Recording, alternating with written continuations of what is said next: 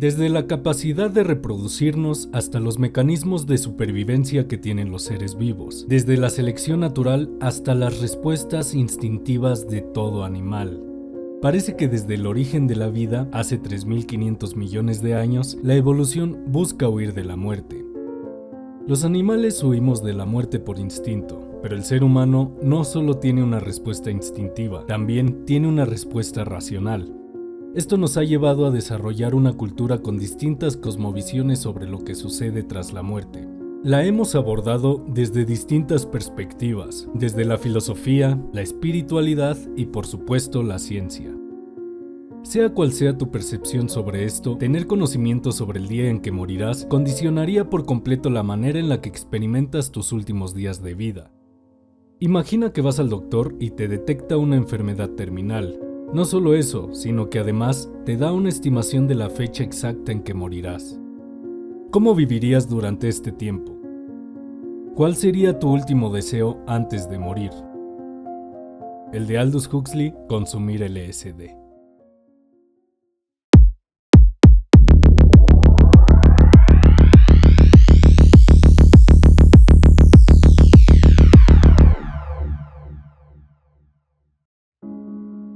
Aldous Leonard Huxley nació el 26 de julio de 1984 en una familia notablemente intelectual, la cual influyó en sus obras y su pensamiento. El lado paterno se decantaba por el ámbito científico. Su abuelo fue un biólogo que aportó evidencia científica sobre la selección natural, descubrió una capa de folículo piloso que ahora lleva su apellido y además inventó el término agnóstico, describiendo su propia visión de la religión. Su padre fue un prestigioso profesor y biógrafo. Escribió la biografía de su padre y de Charles Darwin. El lado materno se decantaba más por el ámbito educativo. Su tatarabuelo fue un historiador que hizo varias reformas en la educación de Inglaterra. Su abuelo fue un catedrático y erudito literario. Su tío abuelo fue un poeta y crítico social quien también influyó en la educación inglesa. Su madre destacó por haber fundado una prestigiosa escuela exclusiva para niñas, la Escuela de Campo de Prior. Finalmente tuvo un hermano biólogo evolutivo, que además fue el primer director de la UNESCO, y su medio hermano por parte paterna fue un fisiólogo y biofísico, que además ganó el Premio Nobel de Fisiología y Medicina. Desde su nacimiento en medio de una familia de intelectuales, Huxley ya propone indirectamente uno de los cuestionamientos filosóficos principales en sus obras. ¿Somos lo que somos por un código genético que define nuestro comportamiento o somos lo que somos por un entorno que nos condiciona a ser de tal manera? De cualquier forma, el pensamiento de la familia Huxley y la predisposición que tenían a ciertas temáticas se ven condensadas a lo largo de la obra de Aldous Huxley, transformándolo en un escritor de notable lucidez, con tintes filosóficos y científicos. Durante su adolescencia, Aldous Huxley se veía entusiasmado por estudiar medicina. Sin embargo, sufrió una condición en el ojo llamada queratitis punctata, la cual lo mantuvo prácticamente ciego durante 18 meses. Esto lo imposibilitó estudiar dicha carrera. A pesar de eso, Huxley no perdió la esperanza de volver a ver. Con una admirable fuerza de voluntad, aprendió a leer en sistema braille y posteriormente a tocar el piano. En un ojo apenas era capaz de percibir la luz, en el otro su visión era muy limitada, hasta que encontró las teorías de reeducación visual del médico oftalmólogo William Bates, logrando mejorar notablemente su capacidad visual. Esta experiencia lo llevó a escribir varios años después el libro El arte de ver, en donde cuenta cómo logró recuperar su visión. Además, su ceguera le despertó interés en la forma en que los seres humanos experimentamos el mundo a través de nuestros sentidos, cómo percibimos la realidad, tema el cual también es recurrente en su obra. Irónicamente a su condición visual, Aldous Huxley ha sido considerado uno de los mayores visionarios del siglo XX, ya que concibió ideas casi proféticas sobre el futuro de la humanidad. A sus 20 años, uno de sus hermanos se suicidó. Esto pudo haber influido en su manera de entender la vida y la muerte. De hecho, en sus primeras obras, Huxley mostraba un pensamiento bastante escéptico. Solía cuestionar los valores morales que rigen a la sociedad. Por ejemplo, en su novela Un mundo feliz, en donde se plantea un futuro distópico. En esta obra, la ciencia y la tecnología llevan a la humanidad a una sociedad totalmente controlada y apática. Por medio de biotecnología se cultivan humanos con distintas características para clasificarlos por castas, en donde cada una está predestinada a cumplir un rol específico en la sociedad. Además, se refuerza esto con condicionamiento operante, de tal manera que los ciudadanos se encuentran condicionados a amar su trabajo. Algo destacable en esta obra es el uso de soma, una sustancia ficticia utilizada en todo momento por todos los seres humanos, para mantener su felicidad y su conformidad. Todos los habitantes de esta sociedad ficticia están felices, pero a pesar de ello, algo no está bien. Muchos elementos de esta obra se pueden extrapolar a nuestra sociedad. Un mundo feliz es más que una novela, es una crítica social hacia la búsqueda obsesiva de felicidad a través del consumismo y del conformismo a expensas de nuestra libertad y de nuestra individualidad. Como diría Aldous Huxley, una dictadura perfecta tendría la apariencia de una democracia, pero sería básicamente una prisión sin muros en la que los presos ni siquiera soñarían con escapar. Sería esencialmente un sistema de esclavitud, en el que gracias al consumo y al entretenimiento, los esclavos amarían su servidumbre. Pero Huxley no fue escéptico durante toda su vida. Tuvo un despertar espiritual. Esto lo describe en su obra Ciego en Gaza. Huxley narra una especie de autobiografía, pero proyectada en personajes ficticios. La historia de los personajes se cuenta de forma simultánea y sin aparente orden cronológico, los cuales están inmersos en el caos y la violencia de la época. El personaje principal tiene que lidiar con distintos conflictos intelectuales, políticos y éticos, los cuales derivan en una crisis existencial. Sin embargo, en medio de una sociedad convulsa por la violencia, logra encontrar una comprensión más profunda de sí mismo y del significado de la vida a través del misticismo. Con Ciego en Gaza, Aldous Huxley explora una profundidad filosófica distinta, abordando temas como el existencialismo, la moralidad y la naturaleza humana. Además, con esta novela pone fin a su etapa escéptica y da inicio a una etapa en donde manifiesta atisbos de esperanza que se convirtieron en la notable espiritualidad que predominó en sus últimas obras. Existe al menos un rincón en el universo que con toda seguridad puedes cambiar. Eres tú mismo. Su etapa espiritual lo llevó a relacionarse con diversos pensadores y gurús orientales, pero también lo encaminó hacia su etapa psicodélica.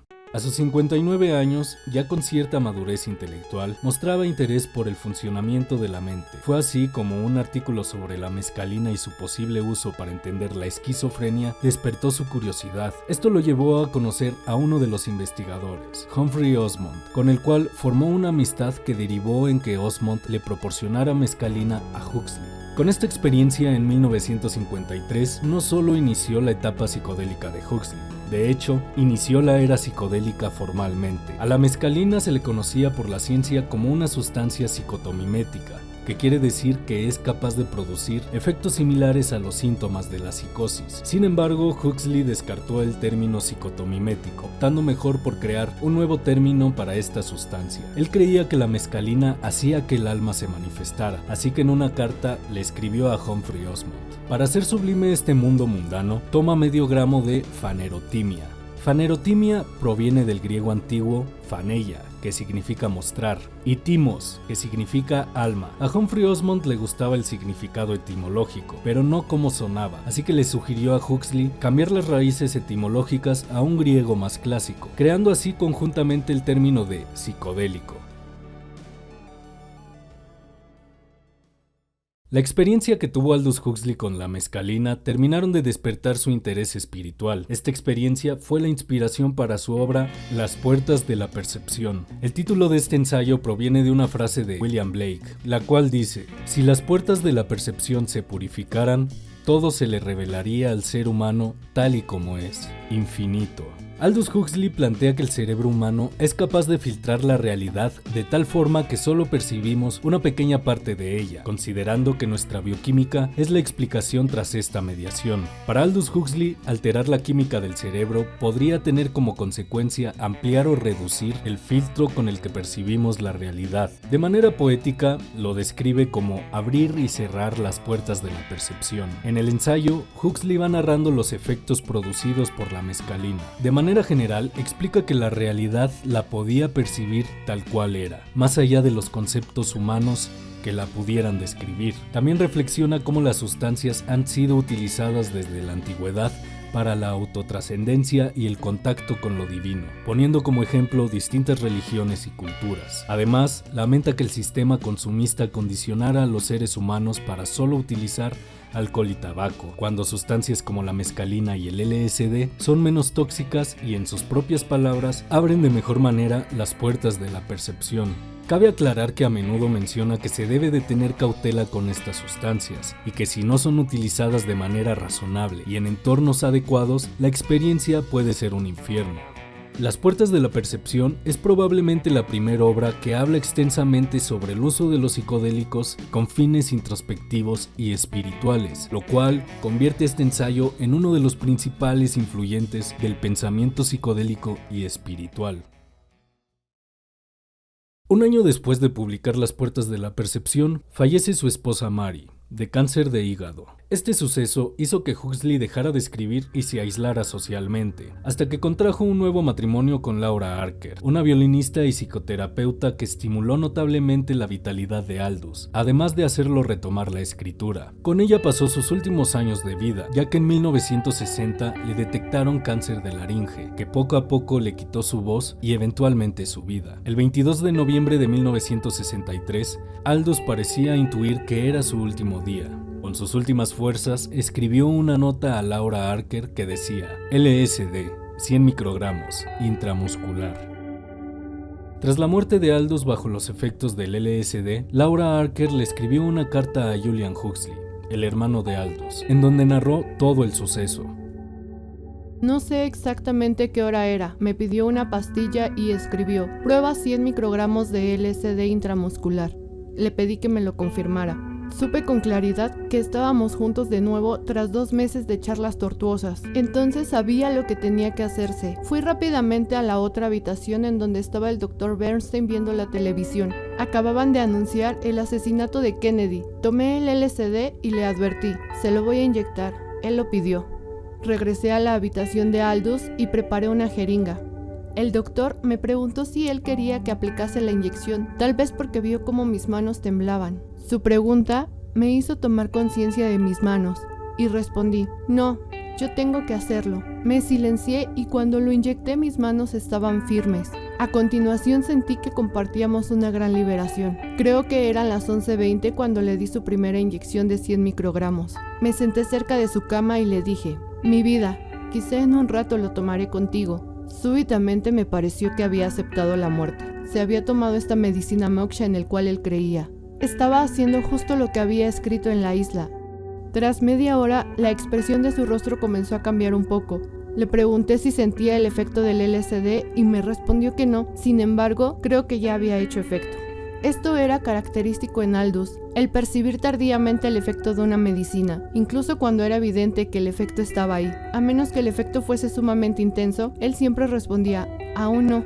Ahora su expresión era la que reflejaba cada vez que tomaba la medicina moksha, una expresión de inmensa plenitud y amor. Y si bien este no era el caso, sí había un cambio notable en comparación a un par de horas antes. Dejé pasar otra media hora y decidí administrarle otros 100 microgramos. Le dije que lo iba a hacer y estuvo de acuerdo.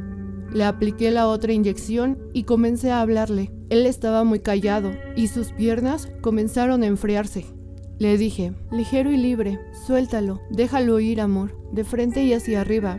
Te estás yendo voluntaria y conscientemente. Lo estás haciendo muy hermoso. Te estás dirigiendo hacia la luz, hacia el amor más elevado. Es fácil, es hermoso. Yo estaba muy cerca de su oído y espero haber hablado claramente. En algún punto le pregunté: ¿puedes escucharme? Y él respondió apretando mi mano. Me escuchaba. La vibración de su labio inferior duró solo unos momentos y parecía responder a mis palabras, hasta que cesó y su respiración se hizo más lenta, cada vez más lenta. Y no hubo la más mínima señal de contracción o lucha. Simplemente la respiración se fue diluyendo y a las 5:20 cesó por completo. Para entender mejor las razones por las que Huxley tuvo como deseo morir bajo los efectos del LSD, es necesario entender el concepto de moksha, que es utilizado por Laura Harker para referirse a los psicodélicos. Moksha en el hinduismo es la liberación del espíritu, la trascendencia del samsara. un ciclo de reencarnaciones en el cual el ser se encuentra atrapado. Por este concepto del hinduismo, Huxley tituló a uno de sus libros como Moksha, en donde recopila todos sus escritos sobre psicodelia y experiencias visionarias, y describe a los psicodélicos como herramientas para despertar el potencial sagrado en lo humano. Antes de morir, publicó una novela que tardó 5 años escribiendo, La Isla, en donde explora una forma de sociedad utópica totalmente opuesta a la que propone en su obra más reconocida, Un Mundo Feliz. En esta novela llevan a cabo distintas prácticas en donde la ciencia y la espiritualidad trabajan en armonía. Uno de sus rituales consiste en la toma de moksha, un remedio que sirve para alcanzar la iluminación y hace a los participantes menos susceptibles de toda forma de adoctrinamiento. Con esta novela, Huxley, además de dejar en claro su percepción de los psicodélicos, nos muestra cómo en sus últimos años evolucionó totalmente su pensamiento con respecto al que tenía cuando escribió Un Mundo Feliz. De esta forma podemos concluir que Huxley utilizó LSD antes de morir con fines espirituales. Como diría Aldous Huxley, existe al menos un rincón en el universo que con toda certeza puedes cambiar. Eres tú mismo. Explora tu interior y que tengas un buen viaje.